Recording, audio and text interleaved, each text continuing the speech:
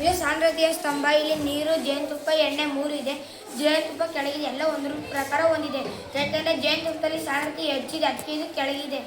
ಇಲ್ಲಿ ಜೇನುತುಪ್ಪಕ್ಕಿಂತ ಕಮ್ಮಿ, ಎಣ್ಣೆಗಿಂತ ಜಾಸ್ತಿ, ಅದಕ್ಕೆ ಇದು ಮಧ್ಯದಲ್ಲಿದೆ. ಬೇಳೆಗಿಂತ ಕಮ್ಮಿ ಇರೋದು ಎಣ್ಣೆಗೆ, ಅದಕ್ಕೆ ಇದು ಮೇಲಿದೆ. ಇಲ್ಲಿ ಕಲ್ಲು ಮುಳುಗ್ತಿದೆ, ಯಾಕೆಂದರೆ ಜೇನುತುಪ್ಪಕ್ಕಿಂತ ಸಾಂದ್ರತೆ ಹೆಚ್ಚಿದೆ, ಅದಕ್ಕೆ ಕಲ್ಲು ಮುಳುಗ್ತಿದೆ. ಇಲ್ಲಿ ಎಲ್ಲ ಈ ಕಡ್ಡಿ ಆಮೇಲೆ ಎಲ್ಲ ಥರದ್ದು ಇಲ್ಲಿ ತೇಲ್ತೀವಿ ಎಣ್ಣೆಲಿ, ಯಾಕೆಂದರೆ ಇಲ್ಲಿ ಇದು ಸಾಂದ್ರತೆ ಕಡಿಮೆ, ಎಣ್ಣೆಗಿಂತ ಸಾಂದ್ರತೆ ಕಡಿಮೆ ಇದೆ. ಇದು ಸೂರ್ಯನ ಬೆಳಕಿನ ಶಾಖವನ್ನು ಹೀರಿಕೊಂಡು ಬ್ಯಾಟರಿಯಲ್ಲಿ ರಾಸಾಯನಿಕವಾಗಿ ಶೇಖರಿಸುತ್ತದೆ. ನಾವು ಈ ಸ್ವಿಚ್ಚಿಂದ ಇಲ್ಲಿಗೆ ವಿದ್ಯುತ್ ಘಟಕವನ್ನು ಫಿಕ್ಸ್ ಮಾಡಿದ್ದೇವೆ. ಈ ಸ್ವಿಚ್ ಆನ್ ಮಾಡಿದಾಗ ಬ್ಯಾಟರಿಯಲ್ಲಿರುವ ರಾಸಾಯನಿಕ ಶಕ್ತಿಯು ವಿದ್ಯುತ್ ಶಕ್ತಿಯಾಗಿ ಇರೋದು ಬಲ್ಬ್ ಬೆಳಗುತ್ತದೆ. ನೀವೇನಾದರೂ ಇದನ್ನು ನಿಮ್ಮ ಮನೇಲಿ ಹಾಕ್ಸ್ಕೊಬಿಟ್ರೆ ಕರೆಂಟ್ ಬಿಲ್ ಕಟ್ಟೋ ಯೋಚನೆ ಬರೋದಿಲ್ಲ. ಫ್ಯಾನು, ಟಿವಿ, ಮಿಕ್ಸಿ, ಚಾರ್ಜರು ಎಲ್ಲದಕ್ಕೂ ಇದನ್ನೇ ಬಳಸಬಹುದು. ಇದರ ಬೆಂಬಲಕ್ಕಾಗಿ ಪ್ರಧಾನಮಂತ್ರಿಯವರು ಸೂರ್ಯಘರ್ ಯೋಜನೆಯ ಮೂಲಕ 30,000 ರಿಂದ 78,000 ಸಬ್ಸಿಡಿ ಕೊಡಲಾಗುತ್ತದೆ. ನೀವು ಸೋಲಾರ್ ಹಾಕ್ಸ್ಕೊಂಡಿರ್ತೀರಲ್ಲ, ಬ್ಯಾಟರಿಯಲ್ಲಿ ರಾಸಾಯನಿಕ ಶಕ್ತಿಯನ್ನಾಗಿ ಶೇಖರಿಸುತ್ತದೆ.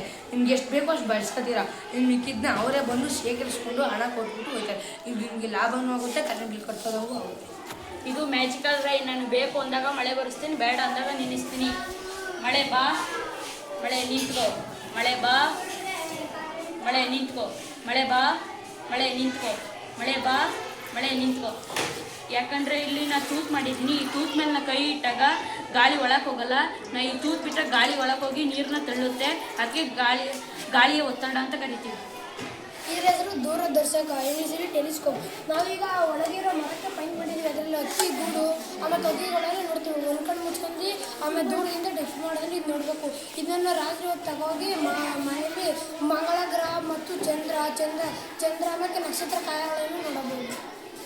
ಇದು ನೀರಿನ ಶುದ್ಧೀಕರಣದ ಘಟಕ. ನಾನೀಗ ಮೊದಲನೇ ಕಲುಷಿತ ನೀರನ್ನು ಹಾಕುತ್ತೇನೆ. ಇದರ